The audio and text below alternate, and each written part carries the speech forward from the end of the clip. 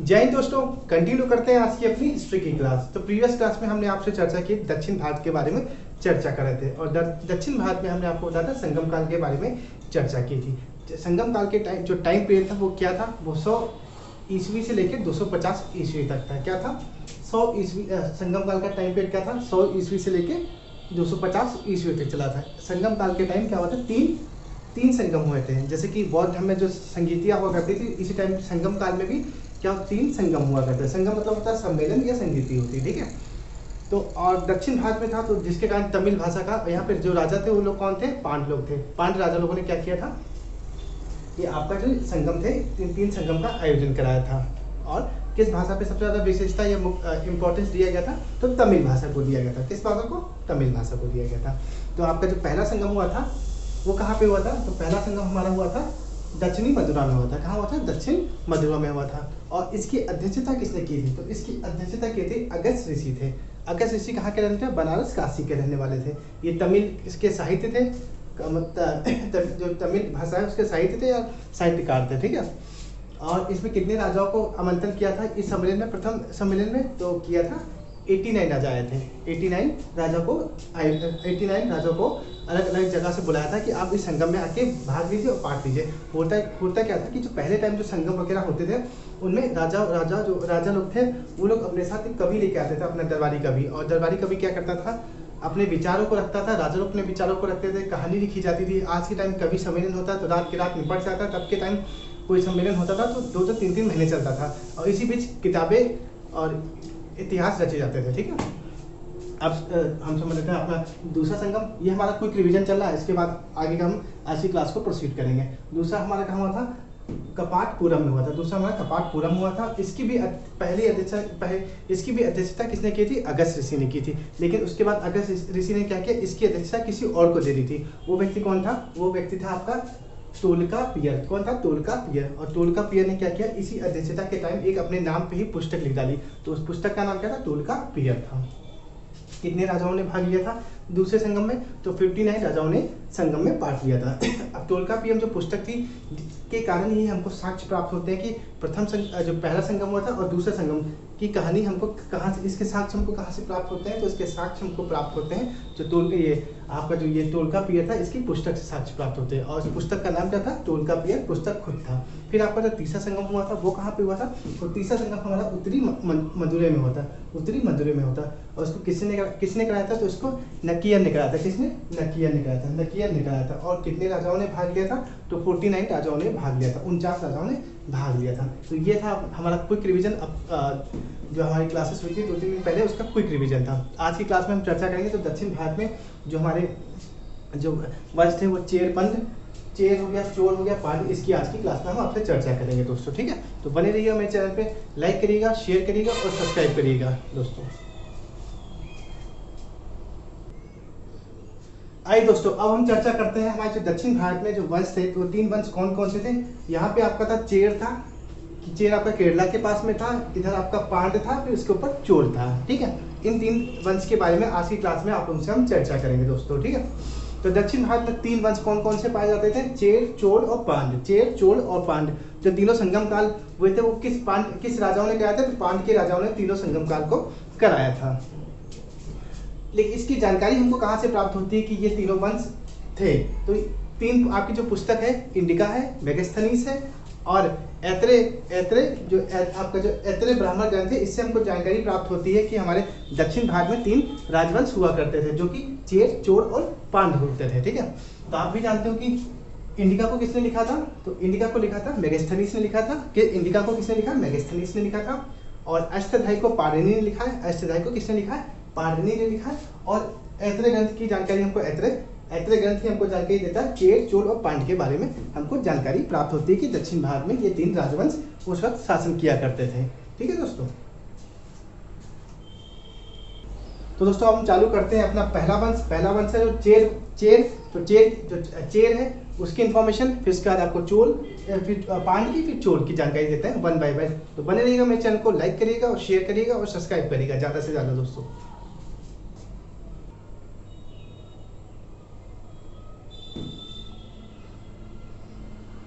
तो दोस्तों अब हम चर्चा करते हैं अपने चेर वंश के बारे में। चेर वंश हमारा कहाँ पे था? ये दक्षिण में था। कहाँ था? दक्षिण में था। और कहाँ पे था? केरल में था। केरल के मालाबार तट पे था। ठीक है, तो इसकी अब चर्चा कर लेते हैं। ठीक है, तो हमको चेर वंश की जानकारी हमको कहाँ से प्राप्त हुई थी? तो अशोक का जो द्वितीय शिलालेख था उससे हमको चेर वंश की जानकारी प्राप्त होती है। द्वितीय शिलालेख में क्या लिखा था? दक्षिण भारत की चर्चा की गई थी। जो अशोक का जो द्वितीय शिलालेख था उसमें दक्षिण भारत की चर्चा की गई थी और चेर वंश के लिए शब्द का यूज किया गया था। एक शब्द का यूज किया गया था, वो कौन था? वो था केरल पुत्र। केरल पुत्र, केरल पुत्र शब्द का इस्तेमाल किया गया था अशोक के द्वितीय शिलालेख में। तो ये चेर वंश का एक दूसरा नाम भी है, क्या है? केरल पुत्र बोलते हैं। और फिर ब्राह्मण ग्रंथ में भी एक शब्द बोला गया था चेर वंश के लिए, वो क्या बोला गया था? चेरा पद। क्या बोला है? चेरा पद बोला गया है। चेरा पद बोला गया है। चेरा पद बोला गया है। तो चेर वंश की हमको जानकारी तो जानते हो हमको अनेकों किताबों से मिली थी। तो एक तो हमको पहली बात तो हमको एक जो हमको चेर पद की जो जानकारी मिली है वो हमने बताया ब्राह्मण ग्रंथ में मिली। ब्राह्मण ग्रंथ में चेर वंश को क्या बोला गया है? तो चेरा पद बोला गया हुआ। और अशोक के द्वितीय शिलालेख में हमको दक्षिण भारत की जानकारी प्राप्त हुई है जिसमें चेर वंश को बोला गया है केरल पुत्र बोला गया है। इनको केरल पुत्र और चेर पद क्यों बोला गया है? क्योंकि ये दक्षिण में पर्वतीय एरिया के पास में थे, पर्वतीय क्षेत्र के पास में थे। ठीक है, तो अभी यहाँ पर्वतीय देश कहलाते हैं। और वो कहाँ पे था? मालव पश्चिमी घाट, मतलब नीचे पश्चिमी घाट इस साइड में मतलब कि दक्षिण के इस साइड में, दक्षिण पश्चिम तरफ था। और कौन से तट पे? मालाबार तट में। जैसे कि आपका भारत का नक्शा मानो नीचे का, तो यहाँ पे केरल हो गया, यहाँ पे आपका मालाबार तट था। ठीक है, और चेर वंश का जो इनका राष्ट्र चिन्ह क्या हुआ करता था? चेर वंश के टाइम इनका जो राष्ट्र चिन्ह हुआ करता था वो धनुष हुआ करता था। धनुष आपका लड़ाई में यूज किया जाता। तो याद रखना चेर वंश के टाइम क्या हुआ था? जो इनका राष्ट्र चिन्ह था वो धनुष था। इन्होंने अपनी राजधानी किसको बनाया था? तो इनकी राजधानी थी करूर। इनकी राजधानी क्या थी? करूर। और इनका चिन्ह क्या था? धनुष था। इनका चिन्ह धनुष था। इनकी राजधानी क्या थी? चेर की करूर थी। इनका जो पहला राजा कौन था? तो इनका जो सबसे पहला राजा था वो उदयन जरेल था। कौन था? उदयन जरेल था। कौन था? उदयन जरेल था।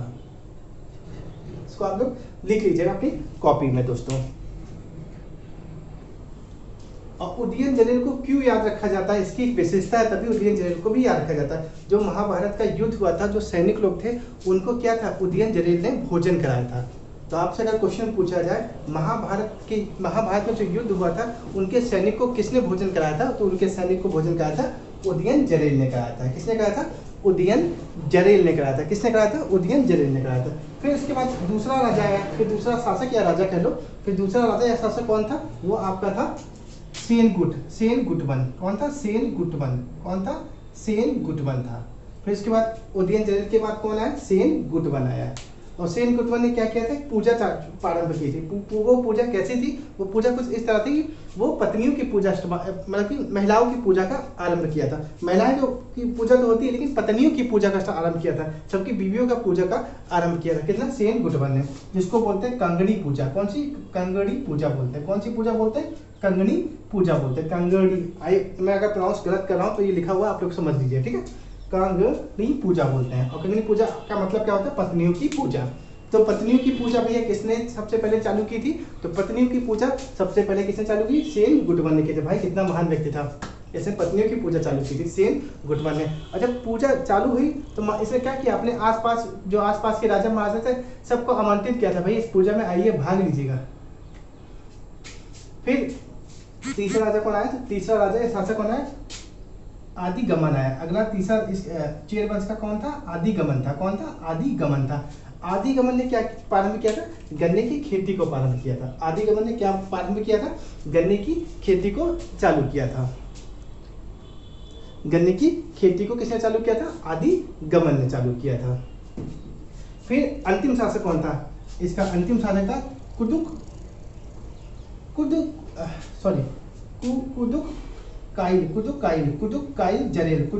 जरेल था। कौन था? कुदुक्काइल। हालांकि इतना इंपॉर्टेंस नहीं है आपके लिए, तो आप इसको याद रखें या ना रखें, इंपॉर्टेंस आपके लिए 3 ही रखते हैं।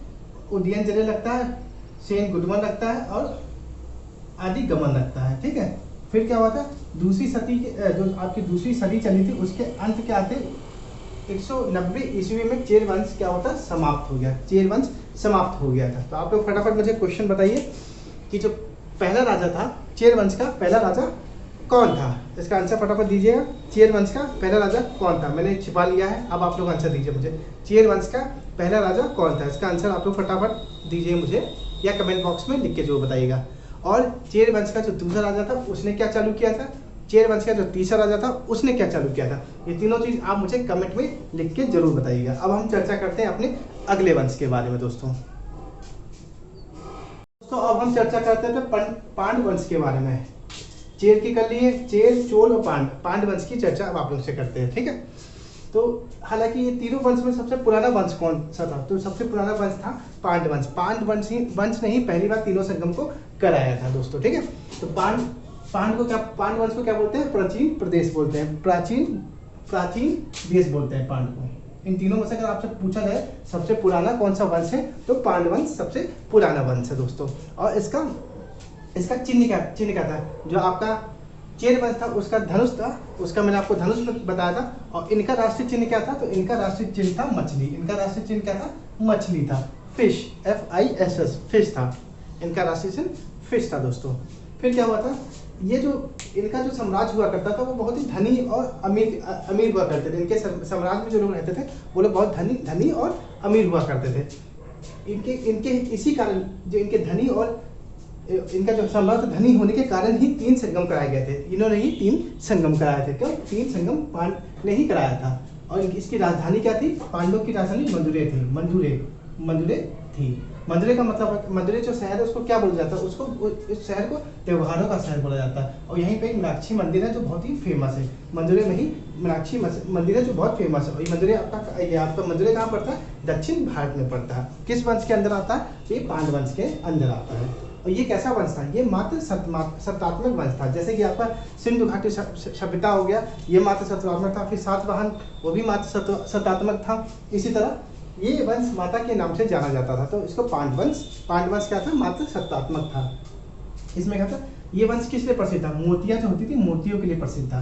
किस लिए प्रसिद्ध था? मोतियों के लिए प्रसिद्ध था। और इनका व्यापार भी चलता था। किसके साथ चलता था? रोम के साथ। रोम के साथ इसका व्यापार चलता था। तो रोम के राजा का नाम क्या था?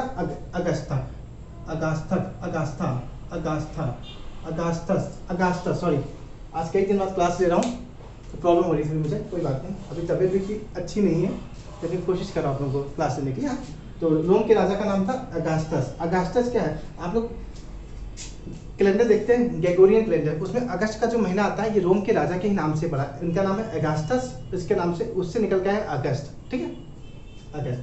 तो ये रोम के राजा थे। तो रोम के राजा थे और जिसके कारण मोतियों का व्यापार किसके साथ होता था? पांडवों का रोम के साथ होता था दोस्तों। फिर आगे तमिलनाडु के दक्षिण भाग में क्या थे? पांड लोग रहते थे। और पांड लोग क्या करते थे? जो समुद्र की पूजा करते थे, समुद्र जो था उसकी पूजा किया करते थे लोग। ये लोग नदी, जो समुद्र होता था उसको बहुत ही इंपॉर्टेंस देते थे और उसकी पूजा किया करते थे पांड लोग, ठीक है। और इसकी जानकारी हमको कहाँ से प्राप्त होती है पांड वंश के बारे में? तो मेगास्थनीज ने पुस्तक लिखी थी इंडिका में हमको किस चीज़ की चर्चा दी गई है? दक्षिण भारत के पांड वंश के बारे में अच्छी तरह से चर्चा दी गई दोस्तों, ठीक है। अब हम जानते हैं इनके कौन कौन से महान शासक थे, इनकी चर्चा कर लेते हैं आप लोगों से। तो दोस्तों अब हम चर्चा करते हैं पांड वंश के टाइम जो प्रथम शासक कौन था? तो प्रथम शासक था आपका प्रथम शासक था नोडियोन था। प्रथम शासक कौन था? नोडियोन था। और नोडियोन ने ही क्या किया था? नोडियोन ने ही समुद्र, जो ये आपका समुद्र था, समुद्र की पूजा को चालू किया था। नोडियोन ने समुद्र की पूजा को चालू किया था। जैसे मैंने अभी आपको बताया पांड वंश वाले लोग क्या करते थे? समुद्र की पूजा करते थे। लेकिन इसको चालू किसने किया था? जो प्रथम शासक था पांड वंश का, नोडियोन ने समुद्र की पूजा होती थी, इसने ही प्रारंभ किया था, इसी ने ही चालू किया था दोस्तों। फिर आपका आता अगला शासक जो कि प्रतापी शासक था, वो कौन था? नेडुजेलियन। ये प्रतापी शासक था, इस वंश का सबसे प्रतापी शासक था। इसने ही क्या किया था? 290 ईस्वी में तेलिया लांगनम के युद्ध, जो तेलिया लांगनम का युद्ध कराया होगा, उसमें क्या किया था? चेर, चोल और 5 अन्य राजाओं को क्या किया था? मार के इस वंश को, इन राजवंश को जीत लिया था। तो जो पांड वंश का जो प्रतापी शासक था वो था नेडुजेलियन था। इसने क्या करा था? एक युद्ध हुआ था 290 ईस्वी में, युद्ध हुआ था तेलिया लांगनम युद्ध हुआ था और उस युद्ध में क्या किया था इसने चोल वंश और अन्य 5 राजाओं के वंशों को पराजित कर दिया था। ठीक है, और इस वंश का अंतिम शासक था नल्ली वकोडन। कितने अजीब से नाम, क्योंकि ये लोग केरला के साइड के थे ना, दक्षिण की साइड थे, जिसके कारण इनके नाम को प्रोनाउंसिएशन थोड़ा अजीब सा आपको लग रहा है। फिर क्या होता, 5वीं सदी आते आते इसमें कोई महान शासक वगैरह लोग नहीं बचे थे, जिसके कारण इनका अस्तित्व समाप्त होने लग गया था, पांडवंश समाप्त होने लग गया था दोस्तों। ठीक है, तो आई होप ये बात आपको समझ में आई होगी। अब हम चर्चा करते हैं अपने अगले वंश के लिए। चेर की कर ली, पांड्य की कर ली, अब हम चोल की चर्चा करते हैं हमसे। ठीक है,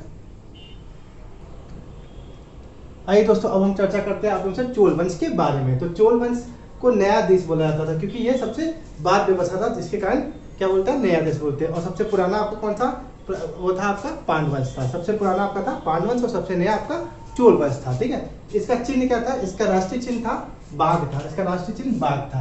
ये आपका चोल वंश का राष्ट्रीय चिन्ह क्या था, बाघ था। इसकी जानकारी हमको चोल वंश की कहाँ से मिलती है, तो पाणिनि की पुस्तक थी अष्टधाई। अष्टधाई से हमको किसकी जानकारी प्राप्त होती है, चोल वंश की हमको जानकारी प्राप्त होती है। और अष्टधाई को लिखा किसने था, तो पाणिनि ने लिखा था। और ये कहाँ बसा था चोल वंश, तमिलनाडु के पूर्वी भाग में था। तमिलनाडु का जो पूर्वी भाग था उसमें बसा हुआ था। इसकी राजधानी क्या थी चोल वंश की, तो उरई थी। क्या थी, उरई थी राजधानी, उरई। और उरई क्यों फेमस था, तो उस समय सूती वस्त्र के लिए उरई बहुत फेमस था, जिसके कारण चोल वंश के अंदर ही उरई आता है। ठीक है, तो ये विश्व में बहुत ज्यादा चोल वंश किस लिए प्रसिद्ध था, कि ये सूती वस्त्र के लिए सबसे ज्यादा प्रसिद्ध था। क्यों प्रसिद्ध था, ऐसा कहा जाता है पुराने जमाने के समय की जो उरई की जो सूती वस्त्र था, तो केचुल की जो सांप की जो केचुल होती है उससे भी ज्यादा पतला इनका कपड़ा हुआ करता था, जिसके कारण क्या बोलते हैं, सूती वस्त्र यहाँ का बहुत फेमस था। यहाँ पे ही चोल वंश के पास ही कावेरी नदी थी, जिसके कारण चोल वंश में क्या था, बहुत ही उपजाऊ जमीन हुआ करती थी। उपजाऊ जमीन, ऐसा कहा जाता है अगर एक हाथी एक जगह पे बैठ जाता था, अगर इस वंश के टाइम इस कावेरी नदी के पास जो जमीन थी चोल वंश था, अगर एक हाथी जितनी जगह लेता है उस जगह, एक हाथी जितनी जगह लेता है बैठने के लिए, अगर उतनी जगह पे अगर कोई चीज उगाई जाए तो 1 साल के लिए 7 व्यक्ति के लिए वो खाना आराम से, जितनी जगह पे हाथी बैठता है उतनी जगह पे 7 व्यक्ति के लिए खाना, वो जमीन उतना दे देती है, उतना जमीन उपजाऊ कर देती है। 7 व्यक्ति 1 साल तक आराम से खा सकते हैं। देखो सोचो उस समय कितनी जमीन उपजाऊ रहेगी। आज के टाइम तो 1 व्यक्ति के लिए नहीं हो पाएगा, हाथी जहाँ बैठ जाता है खाने निकलता है, सब मिलाओ यूरिया खाओ यूरिया, तो क्या होगा, और मरो भी छाछ के साथ सब लोग, कोई दिक्कत नहीं। अभी तो सबको, किसी को कुछ हो रहा है, किसी को कोई और बीमारी, किसी को अन्य बीमारी, रीजन क्या है, यही सब यूरिया खाने का रीजन है दोस्तों। ठीक है, तो इस वंश का पहला शासक कौन था, उरवाह है दोस्तों, प्रोनाउंसिएशन मुझसे नहीं हो पा रहा इसका, उरवाहपरे, आपको समझ आ रहा,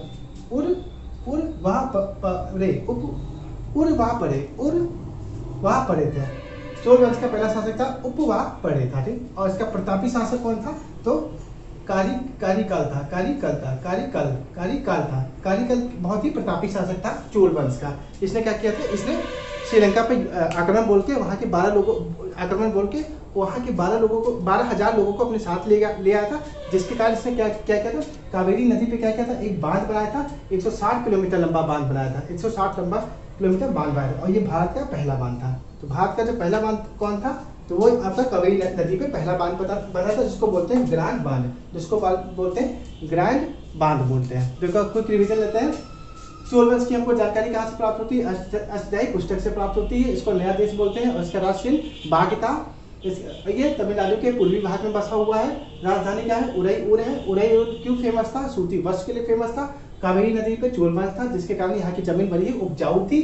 पहला शासक उरवाहपरे, आप लोग इसको प्रोनाउंस कर रहे हैं। ठीक है, प्रतापी शासक था कारिकल ने क्या था, श्रीलंका पे युद्ध बोल के वहां से 12,000 लोगों को ले आया था, और कावेरी नदी पे एक बांध बनाया था, जिस बांध को ग्रैंड बांध बोलते हैं, और ये भारत का पहला बांध हुआ करता था। आगे की चर्चा और प्रोसीड करते हैं आप उनसे।